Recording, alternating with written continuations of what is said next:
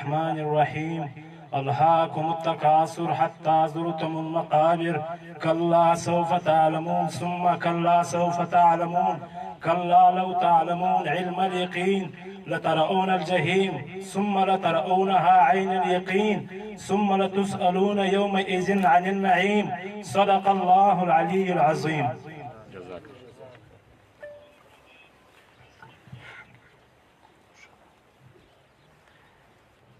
موږ اوس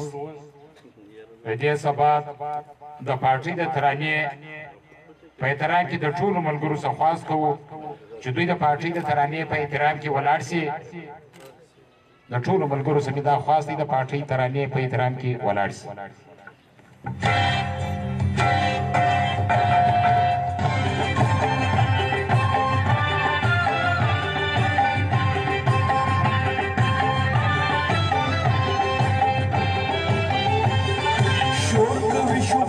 कभी मस्ती कभी बोलसन कभी ज़द कभी आवाज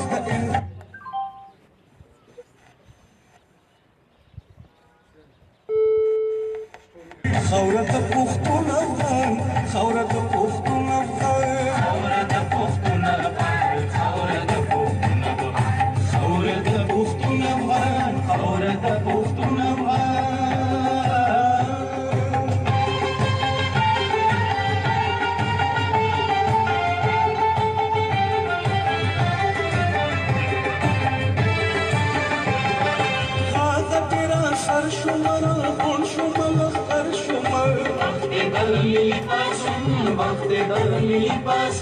حاضر بشر سلام بشر شما سنگر شما حاضر دول شما پٹکے دلنو پر شما اوس بخواری کخت سر پرستو بزد جنگ کبھی غد کبھی آواز دا انقلاب بنوی رنگ کبھی خورة پختون افغان خورة پختون افغان خورة پختون افغان خورة پختون افغان خورة پختون افغان خورة پختون افغان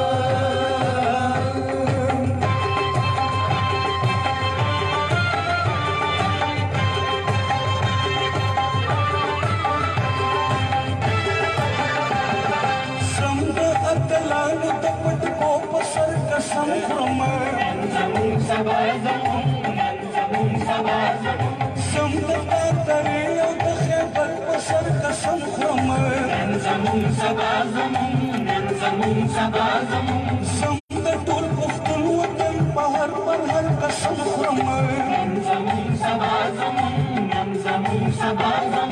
وینه د غیرت مې تود شوې د یو نن کوي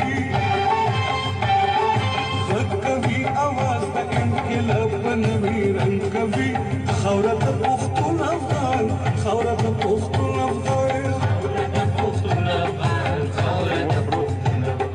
خاوره د پښتون افغان خاوره د پښتون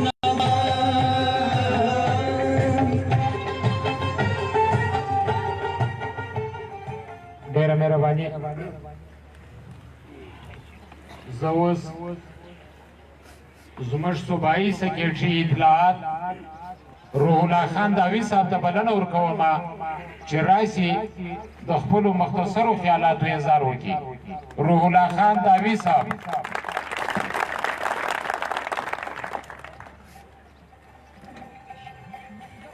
الحمد لله وكفى والسلام على عباده الذين اصطفى أما بعد فأعوذ بالله من الشيطان الرجيم بسم الله الرحمن الرحيم رب اشرح لي صدري ويسر لي أمري واحلل عقدة من لساني يفقه قولي صدق الله العظيم. دنن د دې پرتمینې غونډې چې موږ یې نوم ځلوي ورکرز کنونشن ایښی دی د دې ومنتظمینو ته ورهبرۍ ته او ټول راغلي د پارټۍ کارکنان او قدرمنو میلمنو ته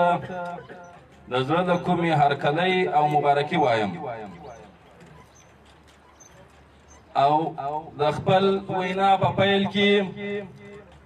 زموږ د پارټۍ یو ډېر نه ستړي کېدونکي مبارز مشران مخکشان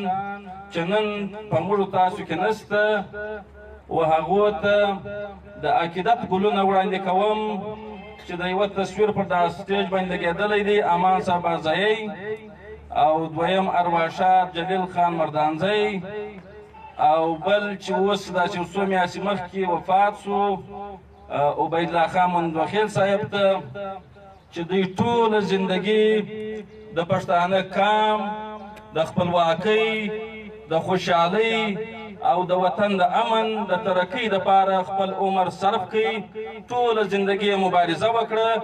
د پښتانه د وطن او د پښتنو د خپلواکۍ او د امن او د ترقۍ دپاره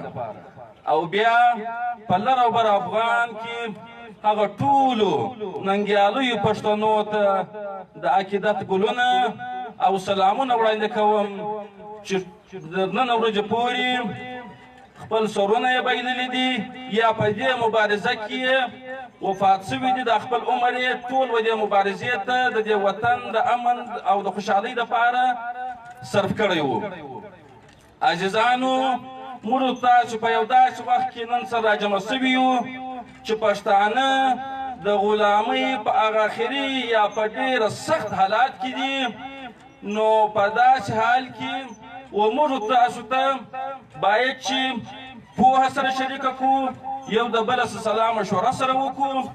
دا وخت د یووالي دی د اتفاق دی او د یو ورورولۍ دی چې موږ یو بل ته لاس سره ورکړو او د دې وطن د خوشحالۍ د امن لپاره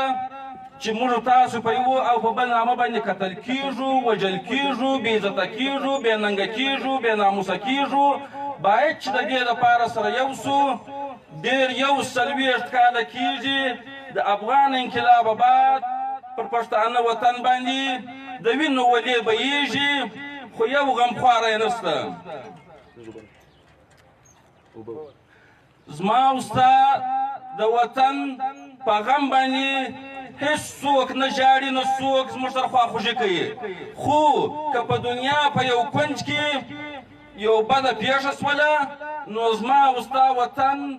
خلک پر هغه باندې مظاهرې هم کوي او هغه ته بد هم وایي خو زما او ستا پر وطن پر غم باندې هېڅ څوک نه راسره ژاړي نه خواخوږي راسره کوي نه څوک په دې ناورین ته بد وایي نه څوک راځي چې دا مسلمانان پښتانه په بدو سره اخته دي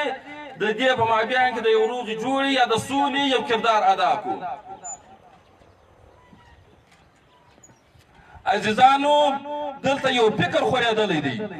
وایي قوم پرستي بت پرستي ده عزیزانو قوم پرستي دوه قسمه ده دوه ډوله ده یوه قوم پرستي هغه ده چې څه ټیم نبي علیه السلام دې دنیا ته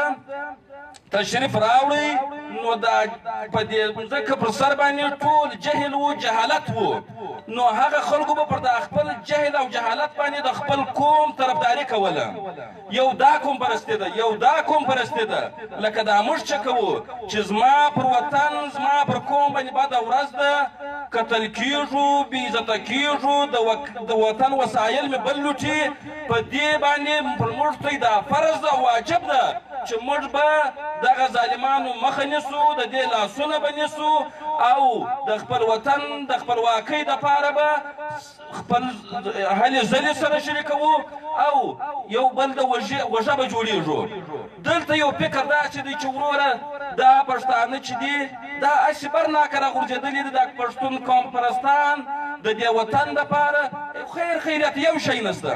تاسو وګورئ 140 کاله کېږي چې په افغانستان کې د پښتنو وینې بهیږي تر نن ورځې پورې په زرهاو کسان له میاشتې وژل کېږي تاسو به نه یې لیدلې دا اوس په غزه وموږ دوی ته به یو خبره کوله ویلې دا زموږ دوی د وطن ملایانو به ویلې والکافر شیعه کافر جو نه مانې و بې کافر یعنی شیعه کافر دی چې نه منې هغه هم کافر دی نن په غزه کې پر شیعګانو باندې یو جنګ دی یو دغه روان دی خو موږ د هغه هم غنده نه کوو چې باید د ټول انسانیت سره ناجایزه نه شي باید چې د یوه انسان ته ازار نه ورسیږي خو دوی هغه د شیعه دپاره راوځي مظاهرې کیږي او احتجاج کیږي او د دې نارې هم وایي چې موږ ورځو د دا شیعګانو سره ملګري کیږو خو 140 کاله کیږي چې زما پر وطن باندې زما پر خاوره باندې جنګ شروع دی د وطن ملا یې جایز بولي روا یې بولي دا څنګه جنگ دی دا څنګه دغه دی چې د دوه مسلمانانو د طرفه څه یو هم د ناره تکبیر ناره وایي بل یې هم وایي یو بل سره وژني او زه ته دې ورته ناست یو او جیب یې جایزه بولو دا ډېر لوی ظلم دی زما او ستا د وطن سره په دې وطن کې زما او ستا څه حیثیت دی ما او تا دلته یا د هجرت زندګي کوو یا د محکومیت زندګي مې ده په شناختي کارډو کې ما او تا ذلیله یو په یو بله سرکاري اداره کې ما او تا ذلیله یو د کور د مخه چې راووځو وروره چک پوسټونه دي زما په ما او تا کې تلاشي کېږي په خپل وطن کې د خپل کور مخ ته په ما او په تا کې تلاشي کېږي وایي شناختي کارډ دې کاو دی به راغلی د پنجاب د یو کونې څه یي ما او تاسو د خپل کور د مخه شناختي کارډ غواړي که شناختي کارډ ورکړو د هغه باوجوده مې تنګوي وروره یو څه راسه غواړي عزیزانو پر دې بل سره پوه سره شریکوو ډېر لوی ناورین دی پر دې پښتنو باندې د بدبختۍ څخه وروره زموږ وروستی معراب نن غلط استعمالیږي دا تقریبا د 1988 وروره زما او ستا پر وطن باندې د ملایانو حکومتونه دي ملایان صاحبان ته دلته اقتدار ورکول کېږي دا اقتدار د دوی نه دی دا دوی د عوامو د ولس په ووټ نه راځي دا ورکول کېږي لکه نن چې عمران را باندې مسلطه کړی دی عمران یې څنګه مسلطه کوي نن هغه ملا وایي دا غلط دی دا ناجایزه حکومت دی ته وګورئ دا یو پروپاګنډه شروع شي نوی پاکستان به جوړ کړو داسې به تبدیلي راشي داسې به ځوانانو ته نوکرۍ ورکړمه داسې پلانا به وشي دا د میډیا چې ده دا تبلیغات کوي دا د خلکو پر ذهنو باندې غلط اثر اچوي خلک خطا کوي خلک ګمراه کوي د هغه سره زما او ستا پر وطن باندې د 140 کالو څه وروره ناورین روان دی خلک یې جایزه بولي تقوا دې کومه ده نن دا زموږ وروستی وطن ملایان دي موږ ته یې وینو دلته حکومتونه کړي دي د یو غریبې مدرسې سره وتلی نن د عربو روپۍ جایدادونه لري نن د عربو روپۍ په بار کې جایدادونه لري او په غټو غټو موټرانو کې سپریږي تاسو وګورئ زه یوه خاطره درته بیانوم ګوره چې سټ ټیم په خلکو کې تقوا یي بیا خلک ټول د هغې مرستیالان جوړېږي د هغه سره تعاون کوي امام بخاري صاحب یو کوچنۍ واقعه درته بیانوم امام بخاري صاحب د بخارا څخه عراق د علم دپاره د علم د زده کړې دپاره تللی نو دی د پلار چې و هغه د هغه وخت په حکومت کې وزیر و ډېر سرمایهدار و مور به ده ته 10,000 روپۍ ورکړې چې 10,000 روپۍ یې ورکړې په بازار کې یو ګنډ کپ د جګونه چې وي دغه د داسې د 10,000 روپۍ وي د 10,000 روپۍ چې وي دا د سونې سکې ولې نو دی هغه ګنډ کپ یا هغه جیب وهونکی په ده پسې سو دی چې څه ټیم په کښتیو کې سپور سولو هغه ټیم نه کښتیانې بتلې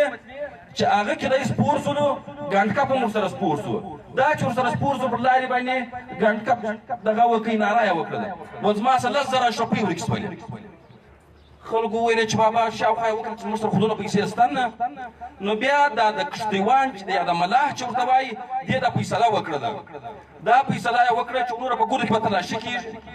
دا امام بخاري را ولاړ سولو دا خپلې 10,000 روپۍ یې ور سمندر ته ایله کړلې دا چې و سمندر ته ایله کړلې نو تلاشي وسوله په هېڅ چا کې پیسې نه شوې پیدا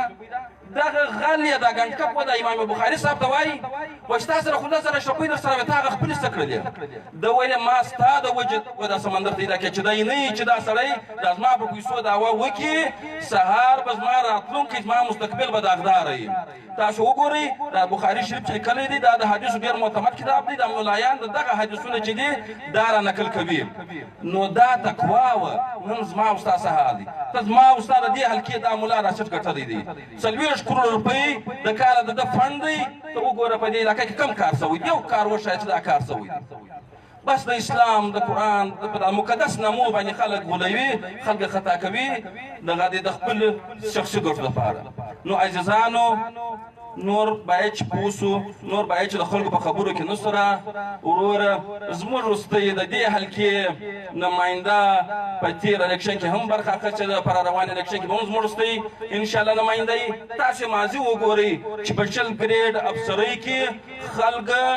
ډېر لوی لوی ماړیانې ډېر لوی لوی بلډینګان جوړ کړي لیکن د ده سره نن هم یو شی نسته زما او ستا رنګه غریبه زندګي تېروي جلیل خان بازایي د ده پر کردار باندې موږ ته باید چې فخر وکړو د ده پر ژوند باندې باید چې موږ ته فخر وکړو موږ ته ګیله کوو چې یاره ما ته ایم پي اې شی نه کوي لیکن د ایم پي اې یا خپل منتخب نماینده د هغه ماضي نه ګورم د هغه مې تېر وار ووټ کړی د هغه ته نه ګورم روان وار یې بیا ورکوم نو دا زموږ وروستی په خپل حضرت علي رضی الله عنه وایي که ته یو واره خطا شو خو ټیک دی که دویم وار یې وازماو سوی سړی دویم وار ته بیا ازماوی نو دا ستا کم عقلي ده نور روان وار به نه خطا کېږو انشاءالله باچا جلیل خان بازایي به زموږ وروستی په همت په مړانه باندې کامیابه کوو او د داخلو د دې فاسقانو د دې آرامخورو لار به نیسو او باچا به راولو انشاءالله زموږ وروستی به مستقبل انشاءالله روښانه وي الله پاک هم وایي د یو قوم حالت زه تر هغه ساعته نه بدلوم چې تر څو هغه قوم په خپله د خپل حالت بدلېدو کوشش نه کوي نور وخت نه اخلم ډېره مهرباني الله مې بریالي او کامیابه لرم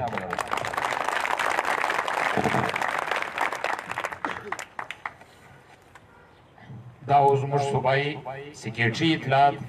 روح الله خان داوي صاحب اوس زه زموږ صوبایي جرنل سکرټري حاجي عبدالجلیل خان بازایي صاحب ته بلنه ورکوم چې دی راسي د خپلو خیالاتو مختصر اظهار وکړي چونکې ټایم ډېر کم دی مقررین ماشاءالله ډېر دي هغه ته پروګرام پرې کوو حاجي عبدالجلیل خان بازایي صاحب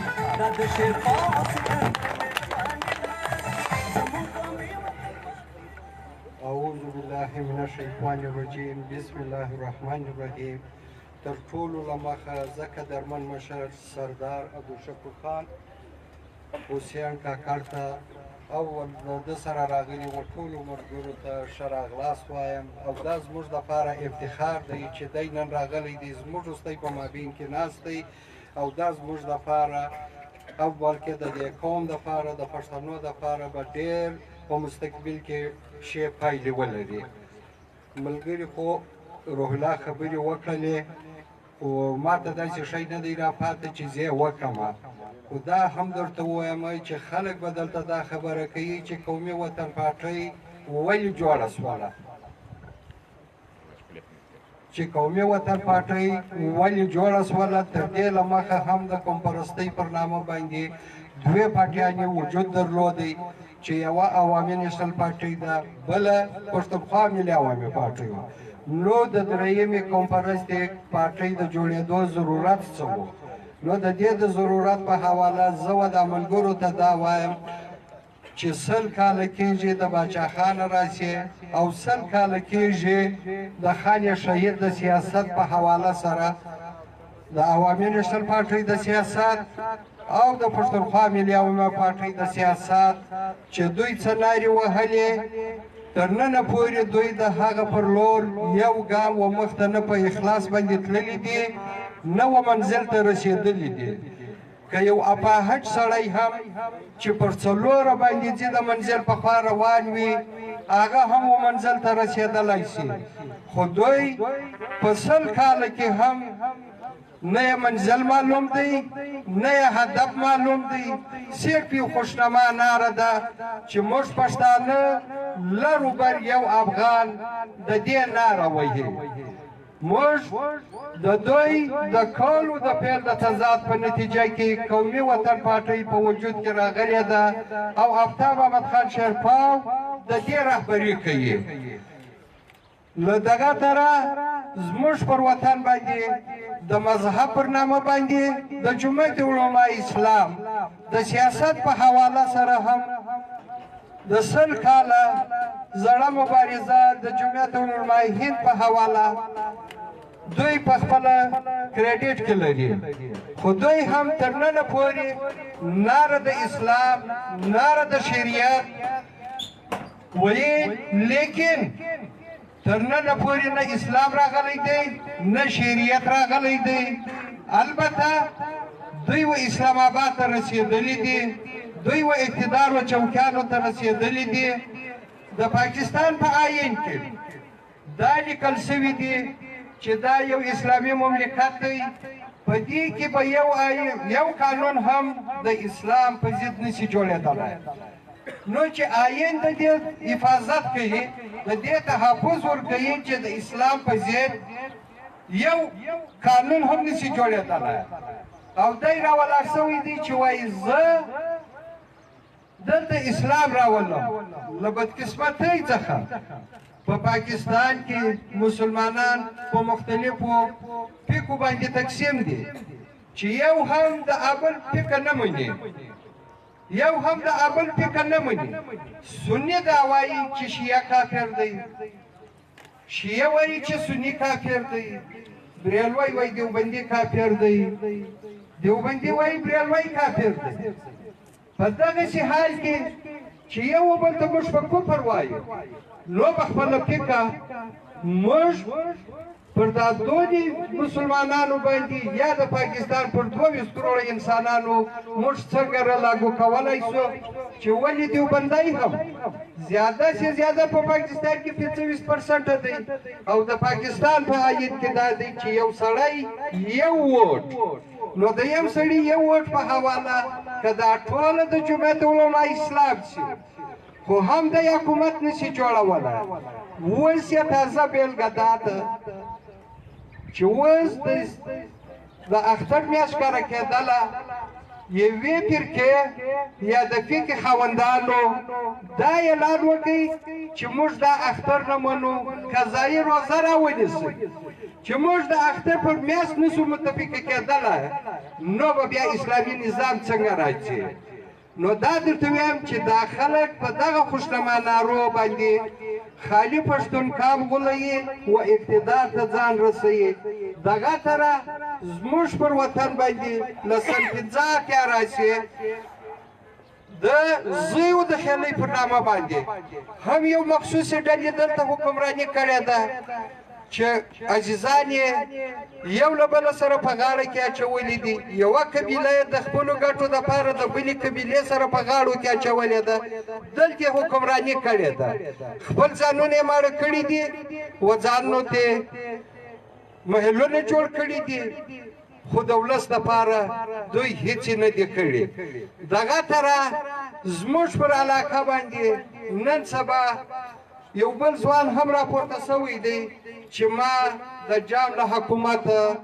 دونې اربه روپۍ پروجیکټونه راوړي دي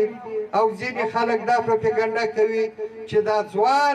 د مستقبل ډېر لوی سړی دی او دی دونې کارنده دی ستاسې و مخته زه صرف دغه یوه خبره کوم چې دا ټولې پیسې چې په بوستان کې د 140 کیوي ګریډ سټیشن جوړیږي دا د سی پیک دی په انډسټریال زون کې په 50 کروڑه روپۍ د ګیس لینونه وچاویږي دا د سی پیک دی دغه تره د ابنوشۍ چې کومې برمې ولسوي دي دا ټولې د دغه دي د سی پیک دي د خاني پر سر باندې یو ډیم جوړیږي په 1.5 ارب روپۍ دا هم د سی پیک دی چې د هغه ځای به دا اوبه بیا راځي د بوستان انډسټریال زون ته خدای دا زموږ پښتون ولس د دې سیمې خلک خطاباسي چې دا ګردما کړي دي وروره په دې کې د حکومت بلوچستان پیسې نشته دا د چاینا د سی پیک پیسې دي او د دې بعد به نور هم پروجیکټونه را روان دي د انډسټریال زون لپاره څوک وایي ما راوړي دي ایم پی ایس صاحب وایي ما راوړي دي دا د هیچا نه دي دا د سی پیک پیسې دي د چاینا پیسې دي هغه د خپل ضرورت لپاره د بوستان انډسټریال زون ډیولپ کوي دا د هغو پیسې دي نو زه دا درته وایم چې د خلکو پر خبرو باندې مه غولیږئ له 15 اتیا راسي چې په کوم نامه باندې دلته حکمرانان راغلي دي کوم نن د موجوده د باغ په شکل کې دي که د پیټایي په شکل کې دي یا تر دې له مخه چې ما اظهار وکړئ د هغو په شکل کې دي د دې وطن نه تقدیر بدل شوی دی، لوږه زیاته شوې ده، بېوزلي زیاته شوې ده، بېروزګاري زیاته شوې ده، د خلکو ستونزې زیاتې شوې دي، غلاوې زیاتې شوې دي، قتل عام زیات شوی دی، خلک له کورو پورته کېږي بیا وژل کېږي، برته یې لاشونه غورځي، انتظامیه مفلوجه او دا نشي کولی چې قاتل ونیسي. نو زه دا درته وایم چې موږ تاسې له پکار دی چې په خپل ګریوان کې سره وګورو چې له 15 ته راسي پر کومو نارو باندې چې دلته لوبې شوي دي،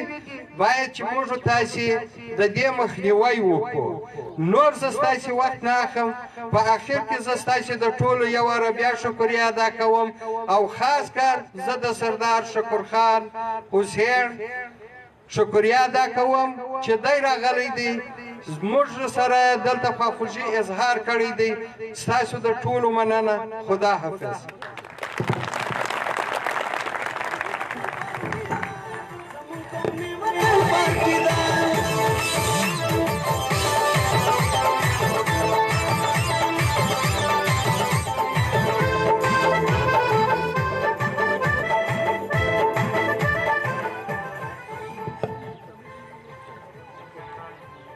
پما یې نوم د ترهاګر یشی دی، پما یې نوم د ترهاګر یشی دی، دشمن مې نوم څه په هنر یشی دی. ما چې خبره د قلم کړې ده، ما چې خبره د قلم کړې ده، دوی مې په غاړه بیا خنجر یشی دی. ستا د پښتو مینه پښتو کې ساتم، ستا د پښتو مینه پښتو کې ساتم، قدم مې بیا په لر او بر یشی دی. ډېره مهرباني. زه اوس زموږ دروند مېلمه سردار الحاج حاجي عبدالشکور خان صاحب ته بلنه ورکوم چې راشي د خپلو خیالاتو اظهار وکړي. سردار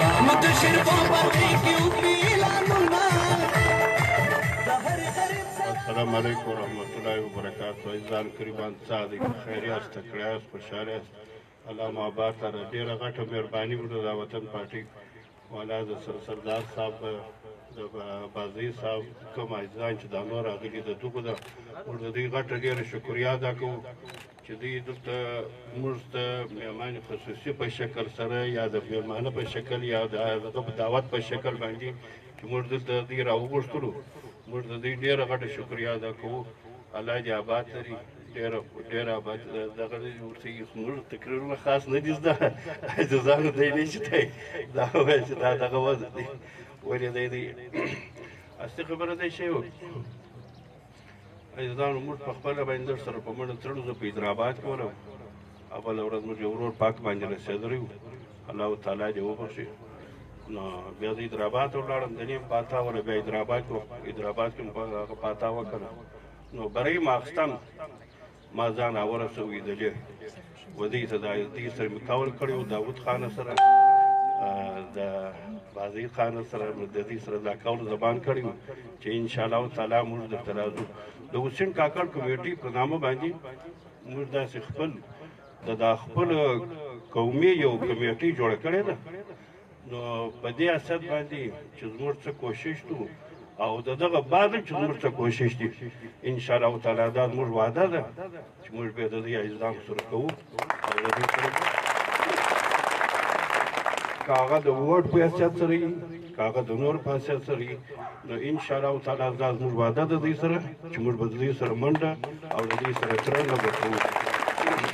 علامه آباد ته عزیزانو خبرې خواجه دوی ډېرې وکړلې، زموږ په ټول دغه هم نه دي زده.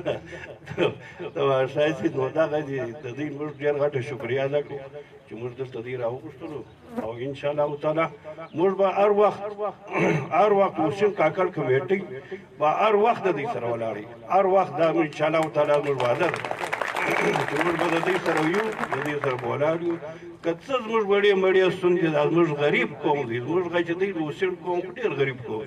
ستړی قوم دی، پریشانه قوم دی. که څه مسله یې دغه یې که نه دا موږ به دوی ته خواست کوو چې زموږ یو عزیز په یو بند کې یو پریشاني کې یو په دغه کې که چیرې موږ نه وو موږ به دوی ته خواست کوو چې دا زموږ د عزیز مدد وکړي موږ هر وخت د دوی سره مدد ته تیار یو الله مو خوشحاله او آباد لره ډېرې مهرباني السلام علیکم ورحمة الله وبرکاته ډیره مهرباني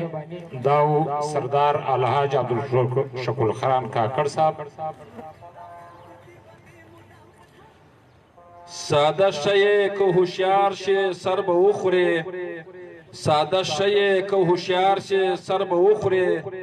د ملت که خدمتګار شي سر به وخورې د خپل ورور په لاس به مړ په بې رحمۍ شي د خپل ورور په لاس به مړ په بې رحمۍ شي چې خلاف د تور اغیار شي سر به وخورې جنگ او شر غواړه د امن کیسې مکړه جنگ او شر غواړه د امن کیسې مکړه که د سولې طرفدار شي سر به وخورې اوس زه زموږ د دې درنې غونډې صدر او زموږ د قومي وطن پارټۍ صوبایي چیرمن سردار سمیع الله خان لوني صاحب ته بلنه ورکوم چې دی راشي د خپلو خیالاتو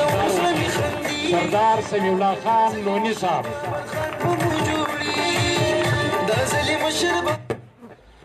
اعوذ بالله من الشیطان الرجیم بسم الله الرحمن الرحیم.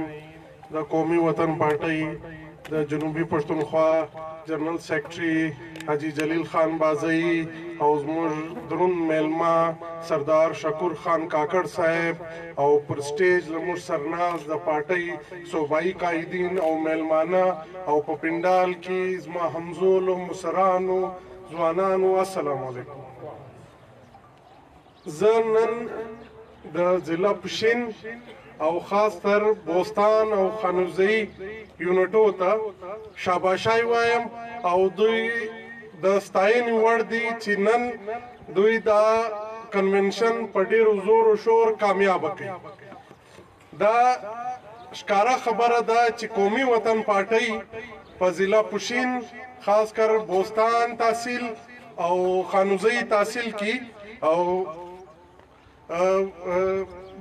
په زور و شور دغه د معذرت غواړم خلیل جي په مین کې ورسره ولیکئ غواړم زه دلته د حاجي صاحب حاجي شکور خان خاص شکریا ادا کوم په دې باندې چې دای د ورور د فاتحه سره د شپې خاص د کنونشن له حیدرآباد ځان را ورساوي او په سلاو ملګري له د سره و. حاجي صاحب ته ډېره شکریا. حاجي صاحب یو خبره وکړه چې د حسین قوم چې دی د دغه یو کشنۍ ستونزې به موږ ورل کوو. حاجي صاحب ستا کشنۍ وي که لویه ستونزه وي په نیمه شپه به درل کوو چې زموږ وسي په ورځ کې به درل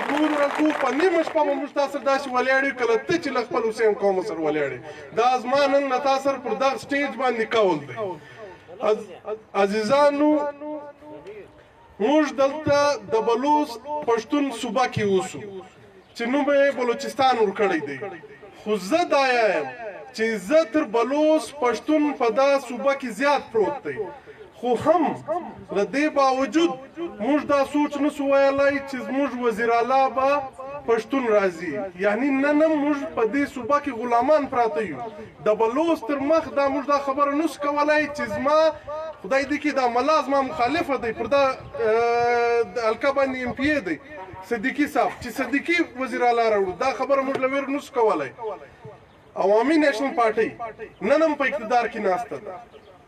له درو څلورو وزارتو سره 4 ممبران یې ناست دي.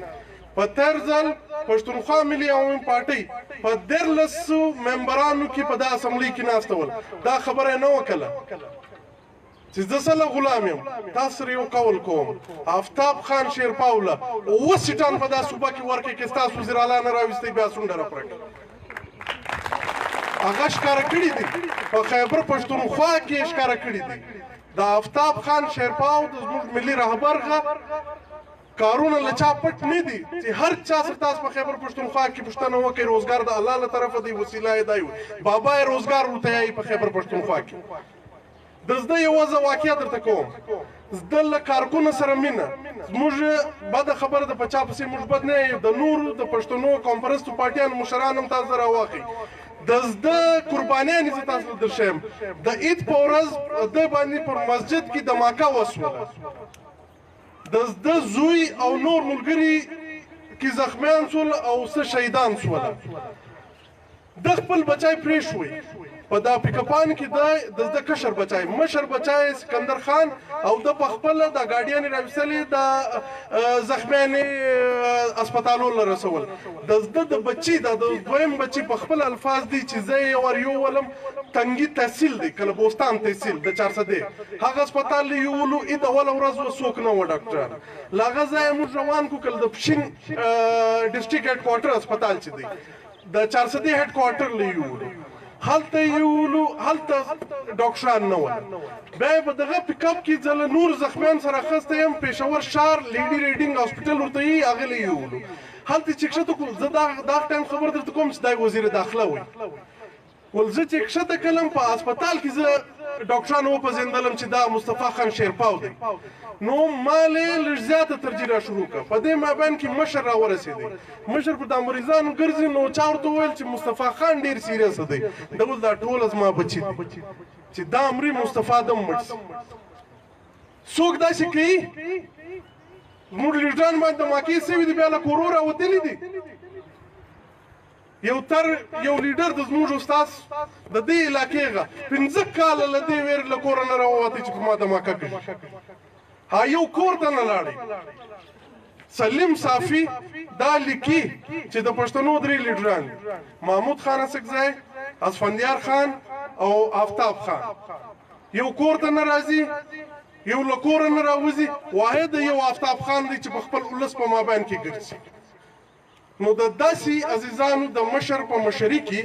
په کار دی چې موږ تاسو یو بل له لاس سر ورکو او د پښتانه له دا ستونزو راوباسو د پښتانه وینه زه دا درته یم چې د پنجاب د ډېر معذرت سره د سپي د وینې قدر نه لري د پنجاب کې د ښه د لوی کور ساتلی سپای دلته د پښتانه یو انسان چې مړ کې د هغه سپي زیات قدر دی د زموږ د پښتنو قدر نسته نو دا به په چا پیدا کوو دا به په یو غیرتمند تکړه لیډر باندې پیدا کوو هغه څوک دی هغه آفتاب احمد خان شیرپاو دی چې قربانیان یې له یوه چا نه دي پټې عزیزانو زموږ د دې الکې تر وارم کینډیډیټ وي جلیل خان بازئی صاحب ان شاء الله تعالی که زندگی ولا را روان ور به مم دای کینډیډیټ د ژوند لچا نه دی پټ پر دا چوک ناس 24 घंटे 20 ग्रेड रिटायर्ड دی د قومي وطن پارټي جنرال سیکرټري دی صوبایي جنرال سیکرټري دی دای له سهار تماشا مو پوری د ولس سر پر دا چوک ناشتي په دې کې که افسر تر سوی دی هغه ټایم هم غټه خبره او غټ والی نه دی کړی نن هم دای د ولس په مابین کې ناست دی زه له تاسو پوښتنه کوم چې تر ایم پی ګان ستاسو چیرې دي یا موجوده ایم پی سره تاسو کې دا نن په سلاو کسان ناست یاست څو کسان ورسره ملاوږي په میاشت کې په شپږ میاشت کې له صدیقي صاحب سره څو کسان ملاوږي یا صدیقي صاحب له چا سره ملاوږي یا پر یو چوک راوشي چې صدیقي صاحب د ناست دي یا اسفندیار خان کاکړ صاحب 15 کاله چایلدلی وای چې دا منسټر وای ما یې دی په 15 ګاډیو کې بشورې دی دا د 15 ګاډیو خرچې زاریان داخل لکیم خو پر کوي زما استاد د ټیکس پیسې دي چې دی ډیزل پر کوي د جیب خو مال راوشي د تیلو خزانه د چا راوتلی دي چې 15 ګاډیان به پسې دي نو چې ته په اقتدار کې پتا په 15 ګاډیان پسې وي زما حق خوري زما حق د پښتانه حق به ان شاء الله تعالی تر هر خاين الله پاک بس ان شاء الله عزیزانو یو لاس به سره کوجو همت وکړو په دا ضلع پښین کې به ان شاء الله تعالی د قومي وطن پارټي جنډا پر کور درو دا کول دی زه تاسو ډیره شکریا ادا کوم چې تاسو په دونې ګرمۍ کې په دونې لوی تعداد راغاست او دا کنونشن مونه کامیاب کړئ د اجي شکور سردار شکور صاحب بیا شکریا ادا کوم پر دا سټیج چې ناست ټول ملګري د تاسو ټول غزه شکریا فردن شکریا ادا کوم چې تاسو راغاست وخت مو راوېستی والسلام